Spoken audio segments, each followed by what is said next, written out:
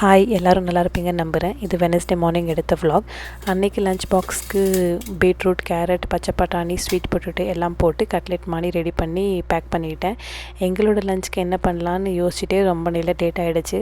அதனால் குயிக்காக இருக்கட்டும்ன்ட்டு தக்காளி சாதம் தான் பிளான் பண்ணியிருந்தேன். கூட தொட்டுக்க முட்டை தொக்கு செஞ்சுருந்தேன். சரி, அந்த முட்டை தொக்கு வச்சு சப்பாத்தியோடு சேர்த்து பிரேக்ஃபாஸ்ட்டுக்கும் முடிச்சாச்சு. எனக்கு குக்கிங் பண்ணுறது ஓரளவு ஈஸியாக தான் இருக்கும். ஆனால் என்ன பண்ணுறதுன்னு யோசிக்கிறது இருக்குது, அதுவே பெரிய வேலையாக இருக்கும். ஒரு நாள் லஞ்சுக்கு என்ன பண்ணுறது, பிரேக்ஃபாஸ்ட்டுக்கு என்ன பண்ணுறது, டின்னர் என்ன பண்ணுறதுன்னு யோசிச்சுட்டே லேட்டான நாளெல்லாம் இருக்குது.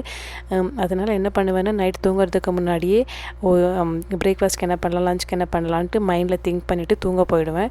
அதுவும் எனக்கு ரொம்ப யூஸ்ஃபுல்லாக இருக்கும். காலைல எழுந்த உடனே வேலையை சீக்கிரமாக ஸ்டார்ட் பண்ணேன். நீங்கள் எந்த மாதிரி ஃபாலோ பண்ணுவீங்க? மீல் பிளானிங் ஏதாச்சும் ஃபாலோ பண்ணுவீங்களா? அது உங்களுக்கு ஒர்க் அவுட் ஆகுமான்னு கமெண்ட்டில் சொல்லுங்கள். எனக்கு அது அவ்வளோ ஒர்க் அவுட் ஆனதில்லை. பாய், நாளைக்கு பார்ப்போம்.